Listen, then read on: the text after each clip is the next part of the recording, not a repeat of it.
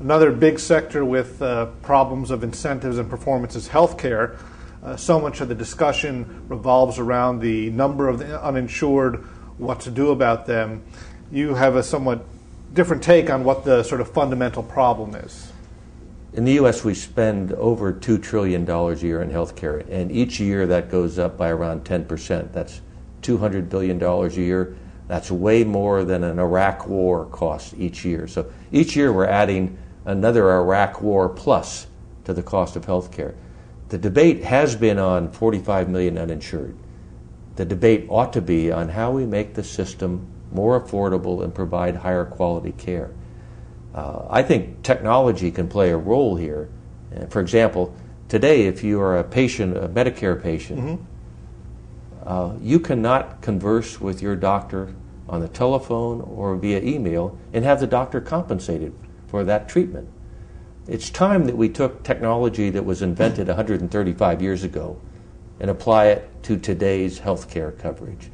There are very simple things that we could do to incentivize people to improve the system, to use technology more.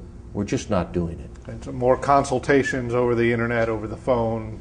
Remote diagnostics of people with chronic illnesses, catching them before they have to be hospitalized, helping people live out the last years of their life by remote monitoring, remote communication, remote diagnostics. This is where the bulk of the expense of the healthcare system goes. We're just not effectively using technology in that space. Every other industry in the world has used technology to improve the delivery of its goods and services, to provide more for less.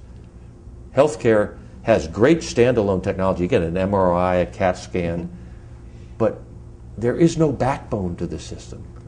There's no use of technology to deliver the capability. And ironically, in some of the, what Americans would think of as the less developed or least developed countries in the world that don't have the kind of healthcare infrastructure, you're seeing some applications of this technology in precisely these ways you're talking about. And is Intel involved in some of these, or are you personally involved in some of these issues? We've been helping to demonstrate how technology can solve another problem. The emerging economies have a relatively unique problem with most of the medical resources are located in urban areas.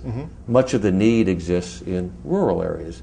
How do you bring those two together? Well, if you have a remote village and a broadband connection, you can have a relatively unsophisticated medical clinic with some tools hooked up to a doctor in a teaching university 1,000 miles away and can do the remote diagnostic work or the remote monitoring work you need to say, is this person really ill? Should they come to the hospital? Should they be treated, etc. So we're seeing that technology used in these developing economies. Problem is, we've got rules and regulation in the U.S. which especially forbid its usage.